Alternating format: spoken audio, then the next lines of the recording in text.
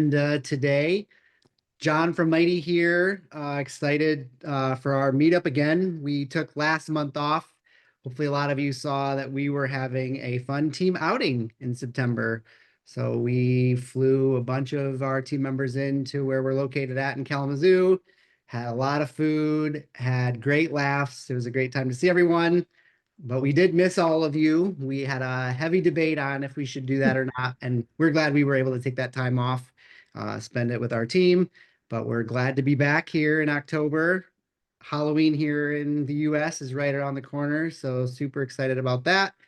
And I am really excited to walk through all the fun features that we've recently released, as well as talk a little bit about where we're going throughout the next 8-ish weeks left of the year. By the way, if you haven't figured that out, there's only about 8 weeks left of the year. I'm always that guy, like beating the drum on time is coming up fast. So that is happening. So a lot of things that we'll walk through there.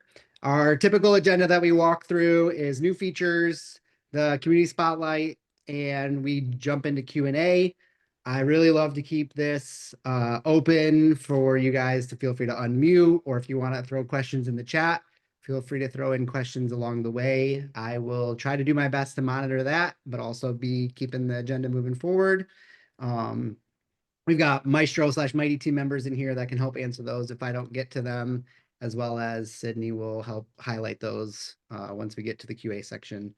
And we will dive in from there. And then last but not least, I'll walk through a product demo for really anyone who's just new to Mighty. Maybe you actually haven't used it yet and you heard about the meetup and you wanted to join just to kind of figure out what it's all about. We'll do a product demo at the end. So I'll just give you a super high level overview of what Mighty is and how it really supercharges your RISE courses. And yeah, we'll go from there. Awesome. So the new features that you guys may be familiar with, some of the new ones that have already dropped, as well as I'll talk about a new one coming. We've got from the top here a mod that we introduced. It's regarding the attachment block, and I can show that here in a minute, where when you drop in a attachment, like a PDF or any sort of attachment into that block, it'll really let you upload any sort of file. The way that the block is built is it has a title there of the document that you uploaded. And I know many of you have wanted to be able to replace that to really just be whatever you want it to be and not be specifically the file itself. So we added a mod to be able to do that, and I'll show that here in a little bit. We also have a new block that we released. Hopefully you guys caught wind of that one. That's our multiple choice block. And I'll dive through some of the features and kind of some similarities that has to the existing knowledge check block with Articulate, and then show some of the advantages that maybe the multiple choice block has, some use cases where you leverage that. We've got reflection block updates, so a lot of exciting stuff happening there. Some stuff that's ready now, some stuff that will be ready before the end of the year, as well as custom theming. So let me go ahead and just start to dive through some of these, and then we'll come back to the slide here in a little bit. So with the attachment block, like I had mentioned, let me go ahead and upload an attachment. So if you go drop the attachment block in and you upload, let's just say, form fillable PDF, which we'll talk about here in a minute, you can go over to our mod section, and this is where you'd be able to update that title. So now that's available. You can really now put any sort of text that you want in here. You could even put in, well, I guess it's already bold, but you can put in HTML if you wanted to type some HTML in here. There's a little bit of support for that as well. So feel free to play around with that. Just gives you a little bit more flexibility into not worrying so much about what the file name is when you upload it into the attachment block, and giving a little bit more control and describing kind of what's in here, which is great. So that's the attachment block, super quick, easy to use. Moving on to the multiple choice block that we introduced. So that's this block here, which blends really well with a knowledge check block. There's a lot of fun functionality in this. And one of the ones that I'll show you is asking more like non-opinionated questions. And so in this situation here, if this were a knowledge check, asking what your favorite food to eat during the holiday or Halloween season, you know, candy, Halloween candy, salami, mozzarella eyeballs, pumpkin-shaped cookies, ghosts in a blanket. Fun options there. And for me, I really like the pumpkin shaped cookies. I hit submit, and then you're told you're wrong, which doesn't feel good. I actually am not wrong. My opinion is my opinion. Uh, so with the multiple choice block, that's where you can actually come in here. You can turn off the concept of correct answers.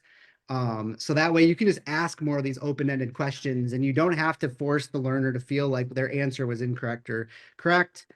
You basically just turn off all that functionality. You can still do feedback based on choices that you chose. So that allows you to do all that. Full rich text availability for all of your options in there. You have the ability to also randomize choice order. So again, kind of because you can leverage this thing as a knowledge check. So depending on how you want to use it, the randomization is maybe helpful as learners are, coming back through the course and just allowing them to have to reread through the questions and not just know the answer is potentially A. So there's the randomization of choice. And then we also have the ability, and this is the big differentiator between our knowledge check block and the multiple choice block, is we can actually send your responses of this to your LMS using SCORM 2004 or XAPI using XAPI statements. So a lot of value that you can get out of there to be able to, within your LMS, start to collect more of this information. I know I've also ran into courses that either we've built at Maestro or you guys have talked about where you just need some sort of like opening statement that says like, yup, I agree, this is internal use only. And you want to prevent them from moving on until they like acknowledge that. Think about it as like an attestation block. The way to do it historically has just been really hard. And now you can actually do that here is you can just ask an open-ended question of like, do you agree to the terms or this is internal use only? Have one option for an acknowledge, hit submit, and now you can unlock the block and move on. So lots of ways that you could leverage this here. We also do have a lot of fun little like built-in styling functionality. So like as you change the card style to be all sorts of different colors, all of the text will automatically change for you. You still have full control over that as well. So just some automation fun that happens there. There's also labels because the Mighty blocks don't leverage necessarily your course labels that you may have built out. We do expose those here. So if you want to rename some of the labels that you're leveraging for submit actions or the submit error states or the redo buttons or the correct incorrect labels, if we were to turn those back on, you have full access to all those as well to be able to update those, or if you're translating your courses, being able to utilize those from a translations perspective. And then also just the ability to update the button style and override all that. So you'll start to see a lot more consistency with our blocks between labels and styles and overriding button styles show up towards the bottom parts of these blocks. But yeah, a lot of fun that you can do with the multiple choice block. So hopefully some of you have gotten to play around with that and excited to hear feedback. I'm sure immediate feedback is going to be where's the media.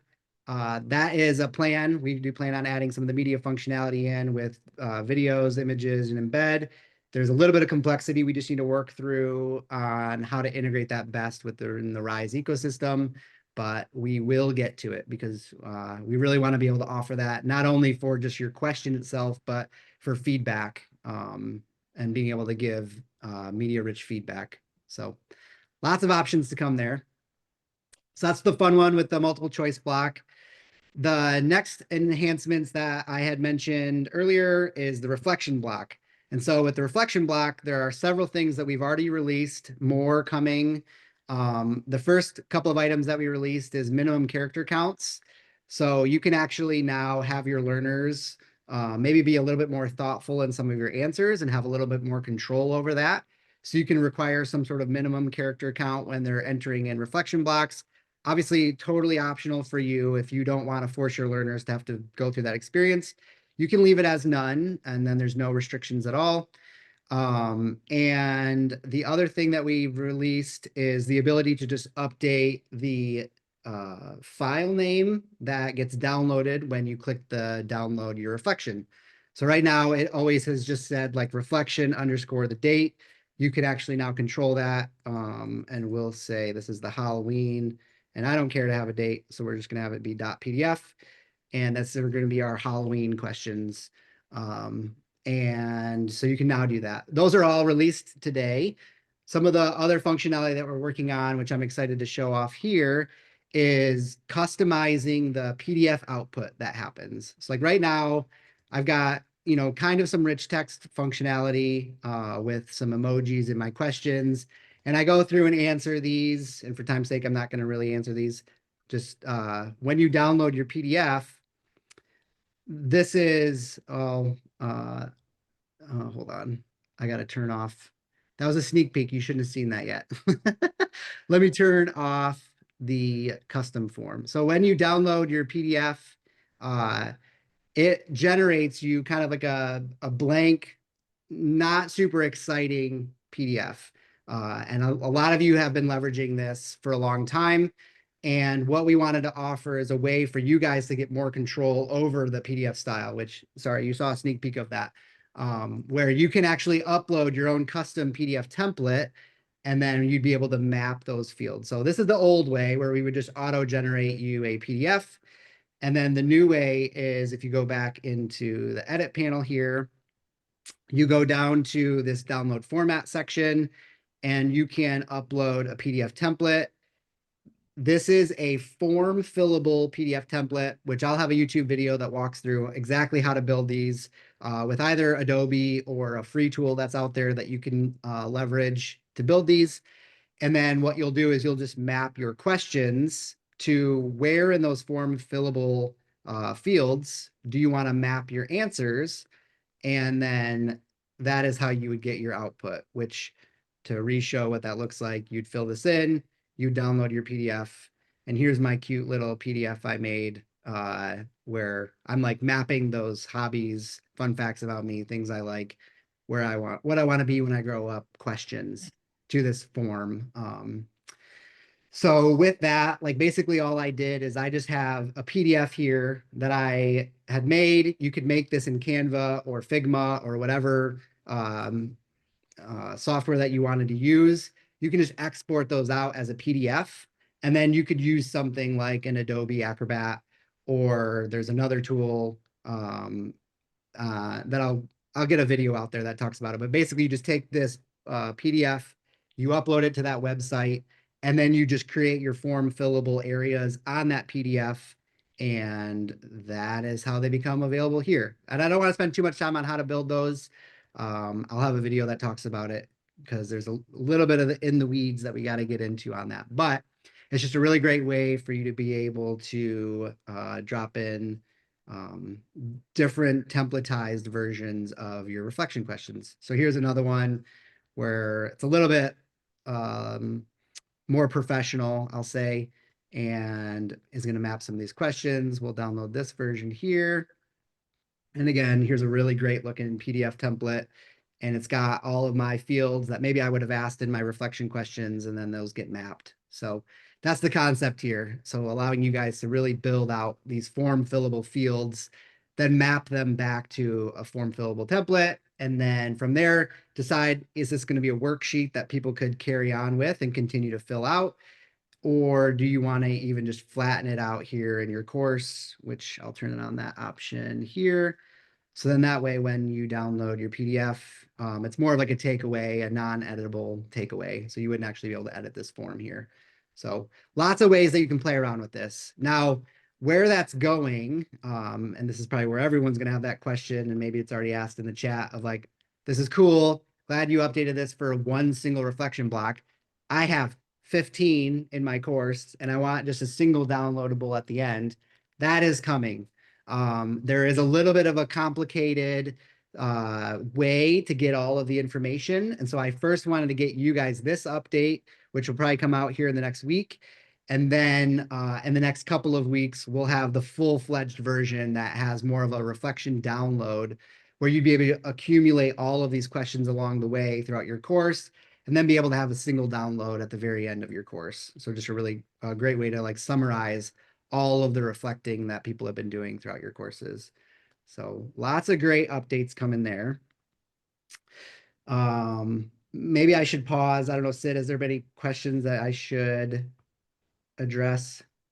before I move? There have definitely been questions. Nate and Bannigan are taking care of a lot of them. So Nice. I just need to see if there's any that are left unanswered, but I think they're getting to most of them. Cool. So All right, well, then I'm going to talk about the next thing that's coming, which is custom theming. And actually, I'll go back into the course because I think it'll be a little bit easier to talk about. So a lot of you are familiar with in Rise. You are going through and you're dropping in all of your blocks in your courses. And as you're adding different blocks in your courses, there's all sorts of variability in the way that like body copy shows up. And like some blocks, they have a default font size of 17. Other blocks, they have a default size of 15 or 16. And there's just like all this weird variety between various blocks. And for you guys, the challenge is that you drop in a new block, you have to then go and remember all of the different text style changes that you need to make to those blocks. And what we're going to be building is a power up that really automates that whole process for you. So it will allow you to just like really at the outset set up all of your text styles that would generically apply to a lot of these blocks, and then also be able to be very specific about a per block, what should the text styles look like for you, and then as well as while you're authoring in the experience, be able to apply certain textiles. So like a fun example is, let's say I wanted to have this with like a little bit of like a highlighted background color and like a different font and a different text color. Instead of you having to manually do that, where you go into your text color and you set that to be like a little bit of a lighter gray, and then you re-highlight it, and then you go to the highlight color and you've got that to be like a little bit of a darker color, and then you want to change this from that to courier. Well, we'll just go with this font here. So like all of these text styles that you had to manually apply, what we could do is give you a way to just highlight that and then apply a text style to that part of your text. So you can like predefine different text styles throughout your course and then just or automatically apply those in various spots without having to go through all the manual steps of copying, the different text colors and background colors and font sizes and all the various things that you want to do. You can just set that up as a text style and get that automatically applied. So this is going to be a huge boost in your guys' productivity and just immediately feeling confident and adding blocks from the library and know that they're going to look and feel consistent with each other, as well as be able to immediately start applying text style functionality as you're adding content into your course, and knowing that you don't have to remember all the little fine tuning things that you need to do. Instead, just drop a text style onto it and you're good to go. So that's going to be a feature that we're going to work on. It's a little bit of a bigger feature, probably in the next 2 months. It'll be at some point ready and available for you guys to use. So I would anticipate for sure by our January meetup, that'll be out there. But we're really hoping by our December meetup that we've got, or by our November, December meetup, that we've really got all of that flushed out and ready for you guys to start leveraging. So super excited about that one. And I think that's all of our features that I wanted to touch on. Sir, I do have a couple of questions that I didn't see were answered if you want me to go over those. Yeah, sure. You want to throw those out there? Sure. Tashina asked for the reflection block. Can you make it so they have to input text before moving on from the reflection block? Yes, that functionally works now, where when you get into the block itself, and I'll go into preview mode. Oh, actually, I forgot to show off this cute little thing I made. It's supposed to be a spider. It doesn't look very good. So when you go into the reflection block now, you'll notice that the download your reflection button is locked until you go through and actually answer all of the questions inside the reflection button block. And then once this button unlocks here, if you had a continue button right after it that required it to be completed, that continue button would unlock at that point. So You can just place those in there at this point, and that'll already do that. Thank you. There was a question from Krista about the possibility to add scores with reflection questions. I Well, don't know that's if- interesting. Yeah. Um, yeah, I would love to dig in more on what you're looking to achieve with the scores piece.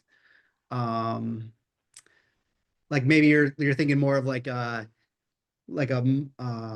knowledge check type thing where they answer it, and then based on the answer that they had input in, you could score them on how well you did. Maybe that's kind of what you're looking for.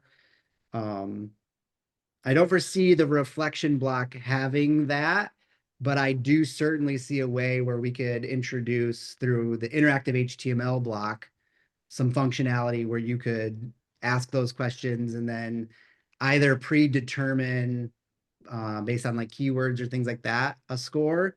Or I know I've seen people in our community who've leveraged AI that actually send up those answers to uh, whatever AI system that you've got access available to. You'd send up your answers up there.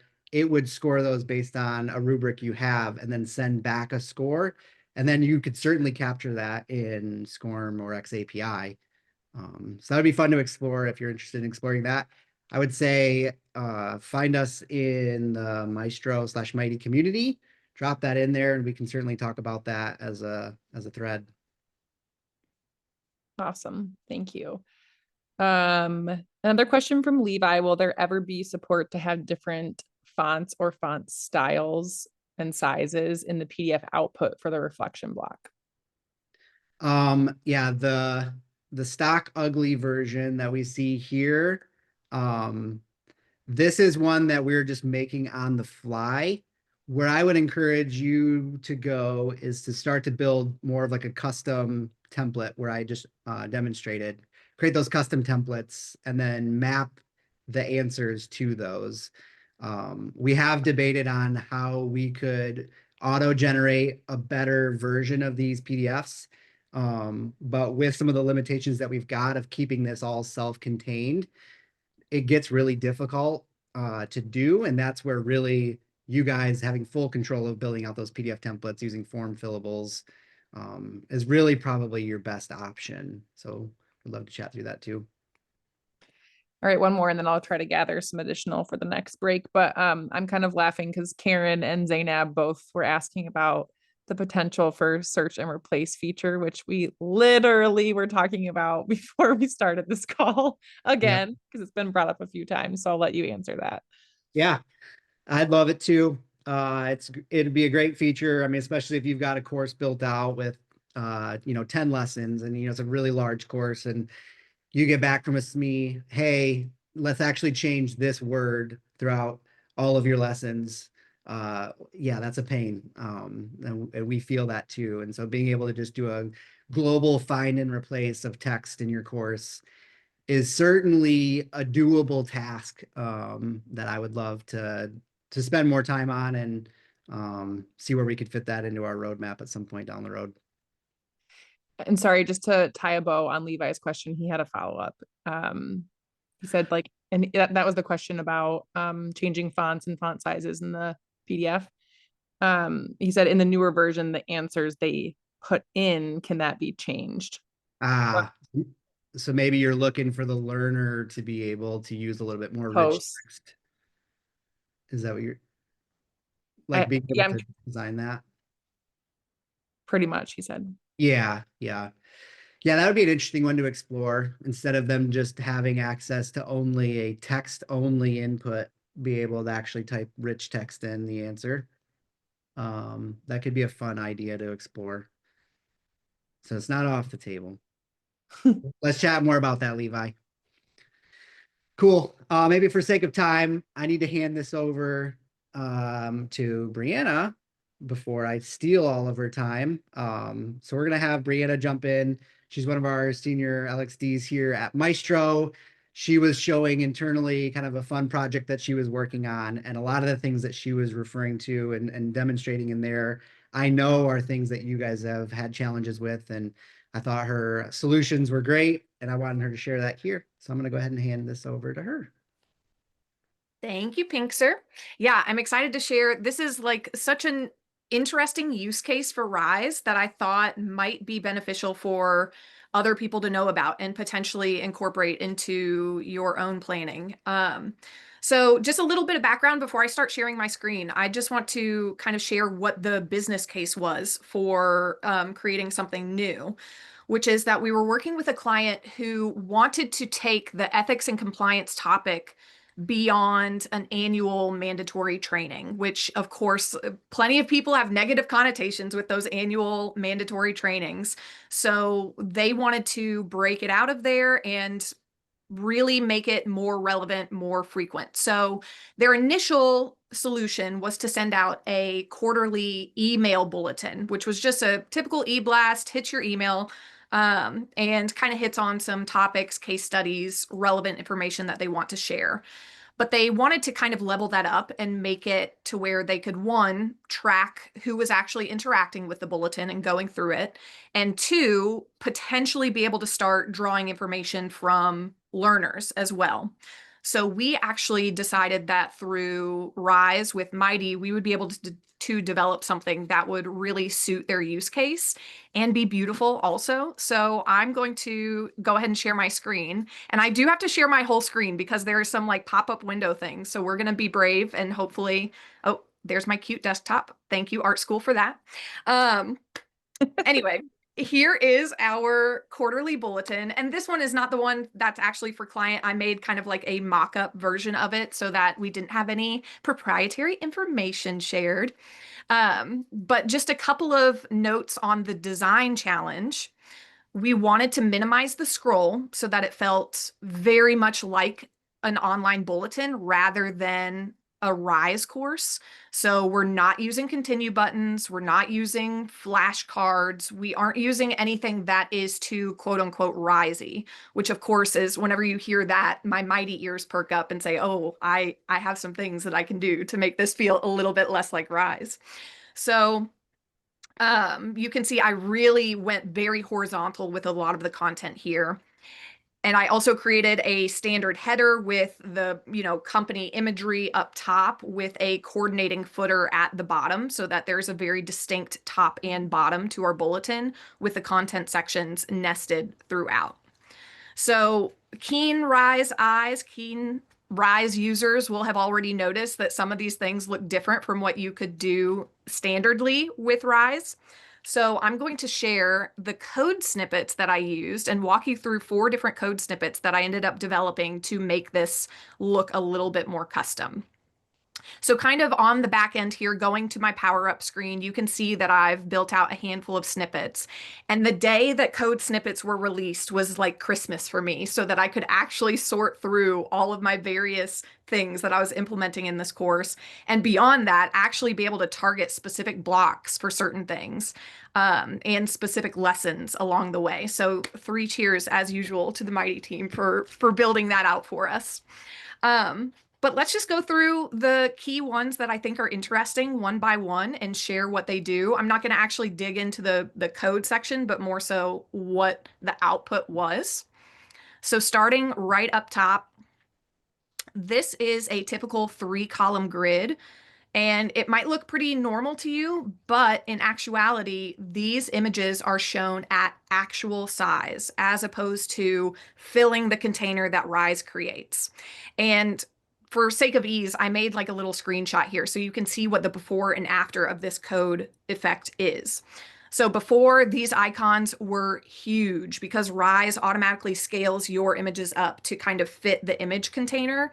And in the case of an icon where this is very like low level of detail, it's really just supposed to provide a visual punch, a visual impact to associate with my text here. I wanted to be able to see it all at once. So in my after version, your learner does not have to scroll to see the next set of text and image down below. So we just made it a little bit more compact. It took some arguing with Claude, but we did get there. I should also say, I am not a coder. I do not know code. So if you do not know code with just a little bit of learning curve and, some conflict resolution skills with AI, you will be able to build whatever you need to build on the back end. So this is snippet number one. Really excited to continue to use this in any case, basically, that I want icons to show up more at actual size, more of a reasonable size, rather than, a detailed image. So if we scroll down here, this is just a typical columns block. Here we have a video next to text as opposed to having the text stacked above my video. And the way that I accomplished this was actually from an entry to the code catalog, which if you're not using Maestro Community and the code catalog, highly recommend. That is where I steal lots of little brilliant ideas and remix them with AI. And here, this is where we have built out an image and text block. And this is actually an image. I took a screen grab from the video that I am going to play and added a play button on there. I actually baked that into the image and uploaded it. But with my code snippet, now, whenever you're viewing the course, you can click on this image and we have an iframe pop up. And this is an actual embedded video from TED Talks in this case. But of course, if you have your own videos hosted in Vimeo, where have you, wherever you're storing your content, you can embed that directly in your course. And whenever you hit play, this automatically is on mute, so we don't have to worry about the volume here. But all of the traditional learner controls, like subtitles and speed controls, these are built in as well. And that can be customized a little bit further, a little bit above my head. Maybe Claude and I could figure it out. But the important thing is that that function is still there. And again, this just kind of goes towards condensing the scroll for my course. I really liked, for this newsletter style especially, being able to have my text to the left of my image to create more of a consistent format throughout. I really, really like how that turned out. Okay. Oh, a very fancy one. I don't know if you noticed, but as I'm scrolling through, there's a persistent button here in the bottom right-hand corner of my screen. And this is meant to be like a little resources section for our learners.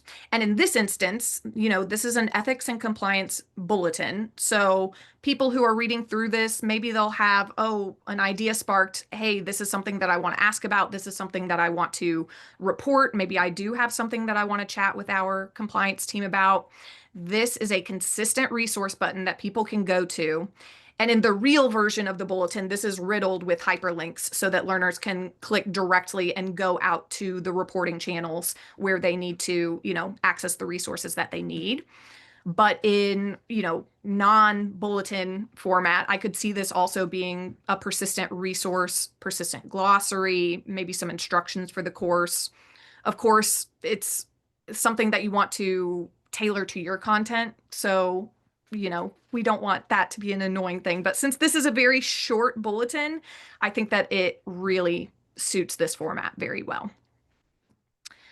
Okay, last but not least, this is a difficult one to figure out, but I did figure it out. I'm very grateful for Claude, once again, MVP of this bulletin and Mighty. But for this case, our customer did not want links to open in a new tab. I don't know if any of your learners suffer from the same affliction that whenever you open a new tab, it's like, I have left my LMS. I don't know where I am. I don't know how to get back. But we have a lot of learners who just, that can add a little level of complexity and make it a little bit more difficult to interact with your course. So for this bulletin here, I actually created a code snippet that allows all of my hyperlinks to open in a pop-up window instead, which is so nice because you can very clearly see your LMS or your bulletin is still right behind. So whenever you're done reading your article, okay, we can click out and I know where I am. I'm still here. So those are the main code snippets that I wanted to go through. Hopefully that gave you some inspiration for what you can use in your own course.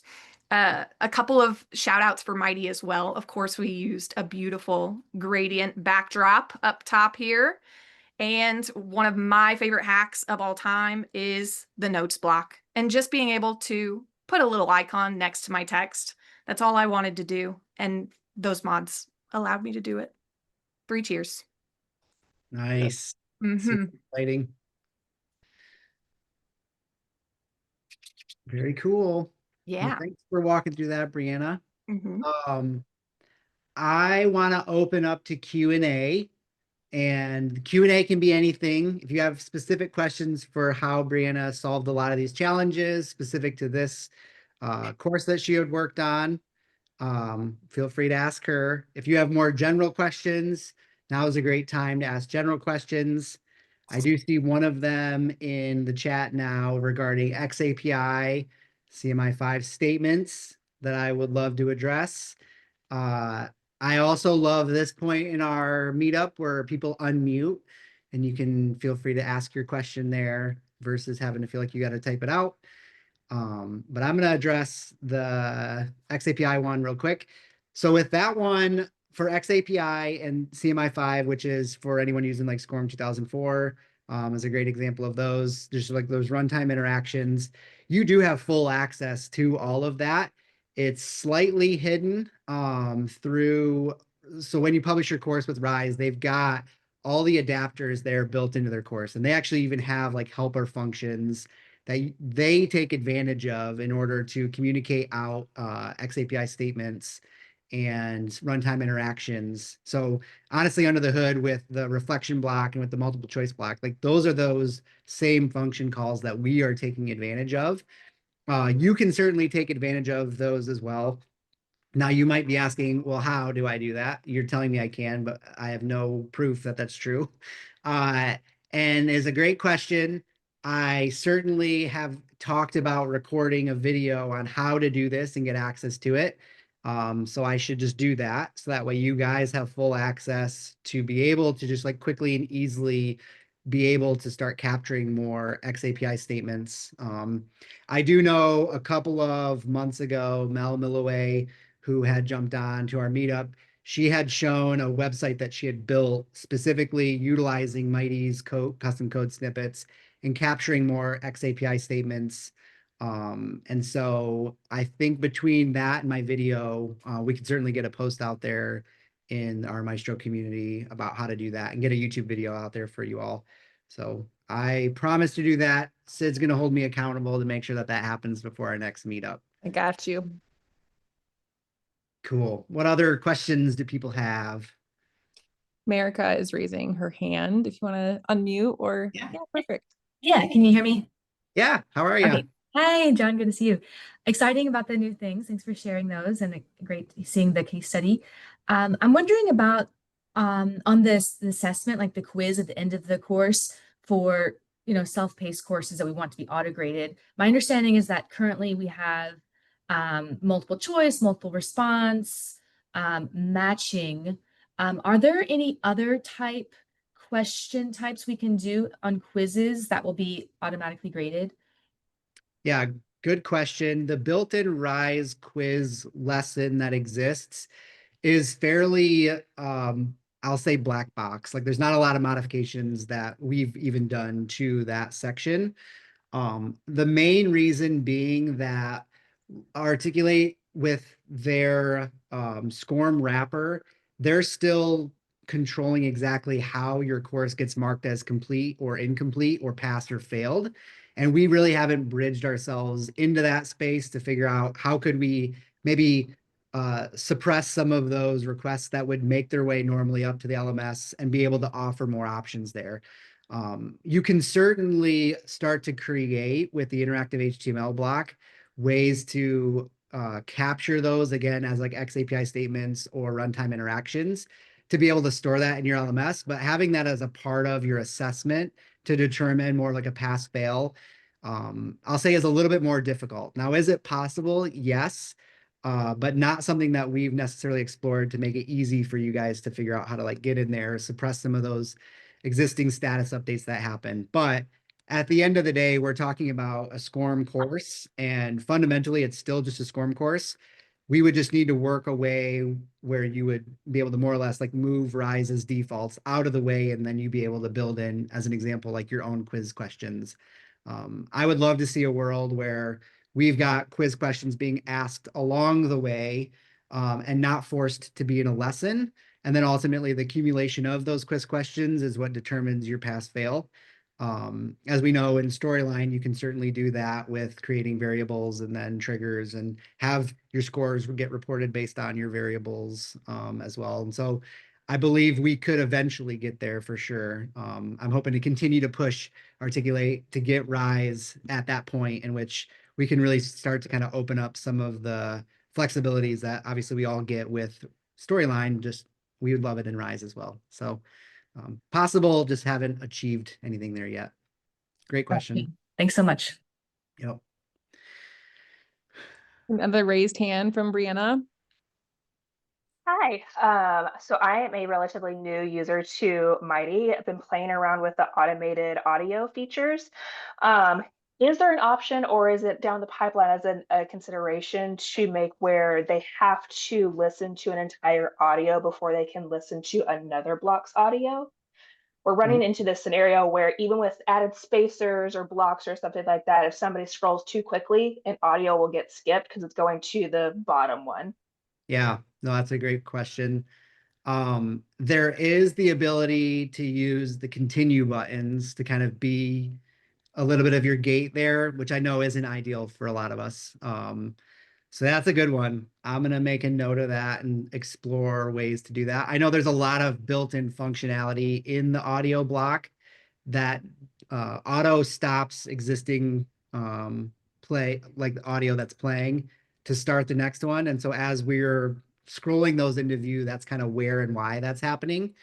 But I do love your idea of just getting it to be a little bit more gated without continue buttons gating it. So cool. Thank you. Yeah. Any other questions anyone have for me or Brianna?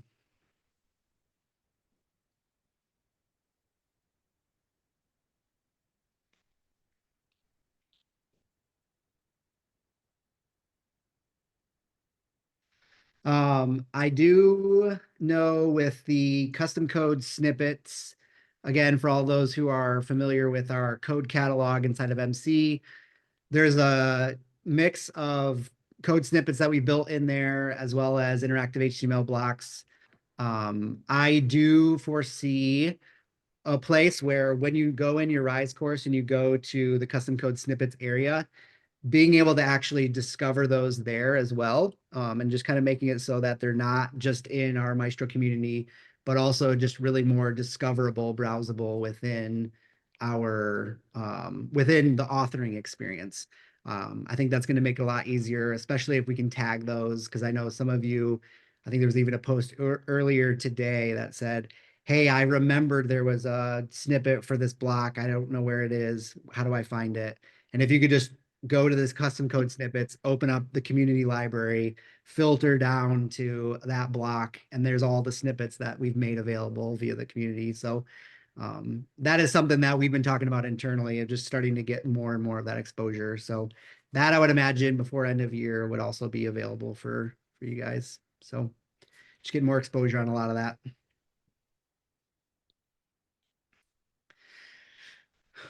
Cool. Anything else anyone has questions on before I pivot to our last topic where I just give a high level overview of Mighty?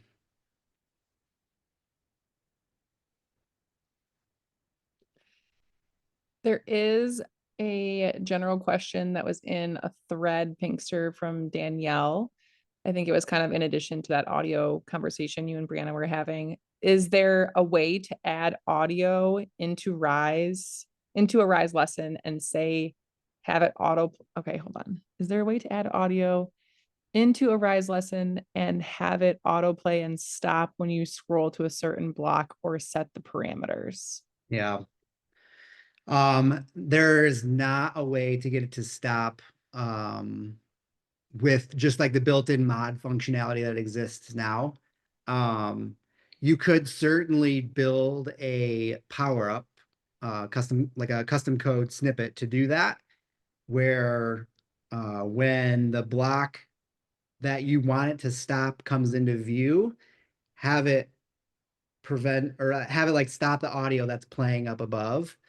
You could certainly achieve it that way, but yeah, nothing like built in to be able to have a little bit more controls of you know, more or less like what we're touching on is like, how do you have a course in Rise with voiceover?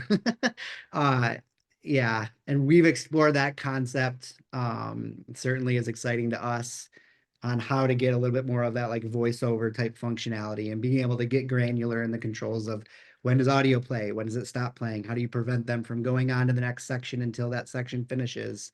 It feels like theming wise, that's kind of like what we're dancing around, is the ability to really just do voiceover in a Rise course, which is certainly something that excites us. We've got a lot of other fun, exciting things I haven't even talked about yet, that we're working on right now, but that one's definitely been on and off the table many a times. So excited to explore that one further. I am cracking up at this next one just before we jump. I know we jump into this demo, but Kara just saying that, and people chiming in that they also have a friend who they think they know a little bit more about coding than they actually do, and they end up swearing at the screen because it's not working. So just looking for suggestions for the best tools to use when creating your own code snippets. And I know this is some content that's like on the horizon for us to create more specific YouTube tutorial videos for. Yep. Because you are not alone. You and your friend are not alone. It's something that a lot of people are trying to figure out, and we're trying to find the best way to help you guys through that process. So look, there'll be some videos for sure. Yeah.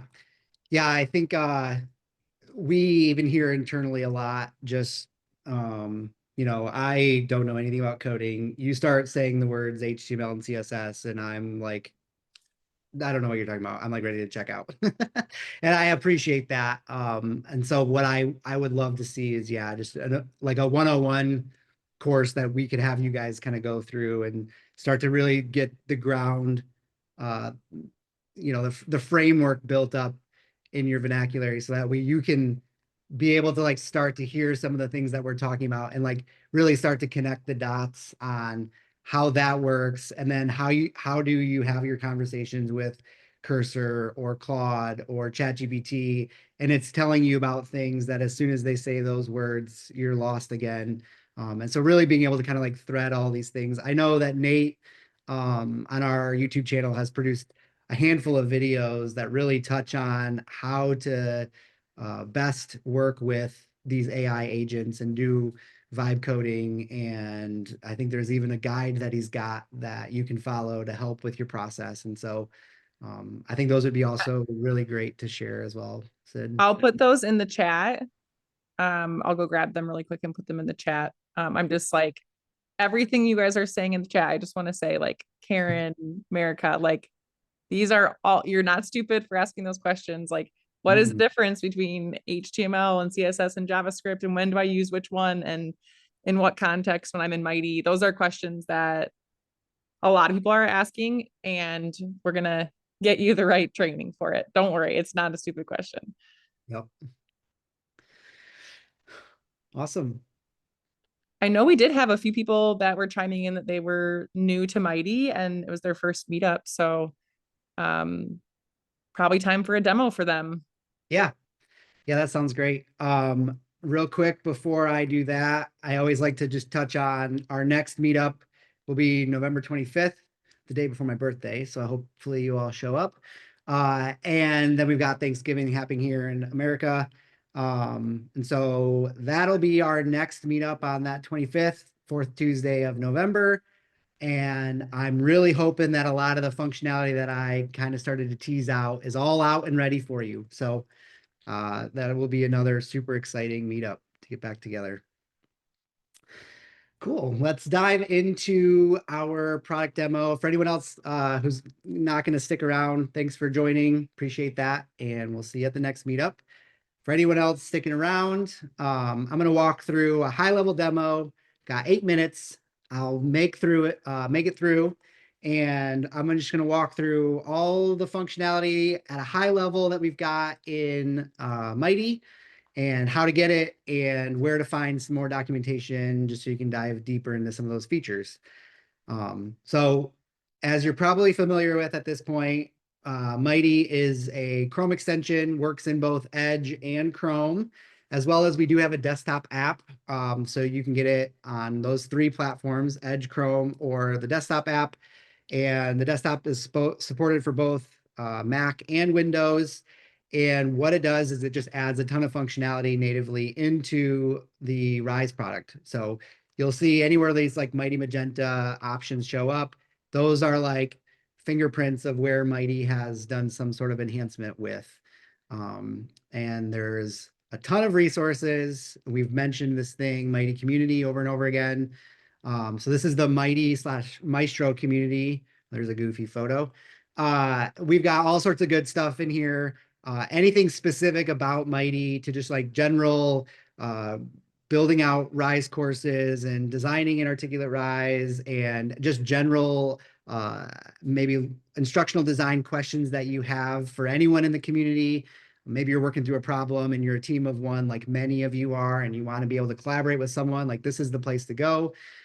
We had mentioned the code catalog. That's where this is at, and lots of resources for you to be able to jump into, from snippets to full blocks that people have built out in the community. So lots of options here that you can get access to things. I pretty much live here. And any questions that you got, feel free to throw those out. Feel free to tag me and I jump in and answer those often. We also do have our help center. So that's this link here. At our help center is really just a high level overview as well to walk through a lot of the features. So we've got things called power-ups and blocks and mods. And as you can see, there's a ton of mods that we've built for existing Rise blocks. The idea here is with mods, we take existing Rise functionality and just enhance it, add some functionality to that. We also have per lesson, you can drop in blocks, which is where that multiple choice or the reflection blocks come into play. And then we've got power-ups, which are just like an overarching umbrella of changes that you can make to your Rise course. And so today we've got ability to change your published course title, great for organization with your Rise courses in Rise. But if you need a different title and publish, like in your LMS, you can certainly adapt those. So that way you can keep kind of an organization as well as a good, clean title. We've got web publish settings, so you can make it so when you publish a course for web, you can turn off the cover page, which is great. And then that whole custom code that we've really spent a lot of time on in parts of this conversation, talking about custom code. So those are our power-ups. Lots of great guides and Q&A. And if you need accessibility information, we've got information on that. We've got sub-processors, processing agreements. We've got approval toolkits. So if you're like, wow, I love Mighty, my boss will never get it. I don't really want to have to think through all of the pros, cons, why Mighty's great. Well, there you go. We've done the work. We've even given you, I think, a PDF and a PowerPoint to start. So lots of information that you can get there. Feel free to reach out to our team. We can certainly help with all that. And then our YouTube channel, where we've just got a ton of content. This is where this video will be found later after the fact. And you've got our other Mighty Meetups that we've done, all sorts of fun little playlists. A lot of videos where either we're walking through each feature or we are walking through like starting to like thread features together and like how can you put together what we're talking about and talking about custom code and then Claude and or ChatGPT and like what does that actually look like. So this is where you'll find a lot of that content. So another great place to subscribe to. So that's all of the resources, which I see Sid's also dropped links to those. And then really just as you're in authoring in Rise, I mean, it will just feel seamless. Like it doesn't feel like a disconnected tool. Everything is super integrated with Rise's functionality. So you get into a Rise course or specifically a lesson, you're going to notice these mod menus show up here on the right. And so those are for any blocks of Rises where we've added modifications for. And again, anywhere that you see the Mighty Magenta color, those are things that we've kind of added some additional features for, like in here as an example, be able to add a gradient. So you can just automatically add a gradient between 2 block colors. And then when we get into the block library, just open up the block library, you'll find Mighty Blocks over here. And these are all of our different blocks that we've got to date. We've got a whole community in the code catalog that's been producing a lot of other fun blocks utilizing our interactive HTML block, which Rise does have a similar block now called their code block. I will say that with Mighty, I would continue to encourage everyone to stick with the interactive HTML block because there's a really cool feature coming with that that's got abilities for you to not only build custom blocks, but share those with others and then even be able to author those blocks inside of our interactive HTML block, where you'd get more like access to controls like I'm gonna pull up these because our blocks have these builders, but like these builders with the interactive HTML block. So super powerful ways that you guys can just build interactives and then share them out with the community and not feel like they have to get into the code, but actually be able to just author them right here in the course. So that's going to be a great block to continue to build off of. And then the power up world all lives under here, this magic wand, because it is magic. And that is where you can go through and you can add custom code, or you can play around with some of your web publish settings or update your course titles. Like I've organized it with the Mighty demo, but let's say I wanted to change up something else with it. You could certainly rename your course title to something else and that would work. So all of this functionality works great while authoring and preview. You as the author are the only one who needs the extension. No one else really needs it beyond a published experience. So when you go to publish this course, you can just publish it to Review 360, or you can publish it out to web. You'll see a little bit of like a Mighty screen get pulled up here for the publishing process, either to web, LMS, or Review 360. We allow Articulate to build out your course just like normal, and then we grab that, add all the Mighty enhancements into it, and then that zip file just ships with all the Mighty functionality, and that'll be forever available forever as long as this zip file lives. So doesn't need your subscription to be maintained. Just have your subscription, do all of your authoring, and then all of that you put in your LMS or wherever is just bundled with your course. So I think at a high level, at least, that's all the Mighty functionality. I would encourage everyone to go into MC if you want to see what a great looking Mighty enhanced Rise course looks like. We've got this really good Rise courses space, and there's lots of good information in here about all the enhancements that have been applied to these various blocks. So check that out. That's a really good showcase on the things you can now do to make your Rise courses not look so risey. So did it. That was 8 minutes. So thanks everyone for joining. Appreciate it.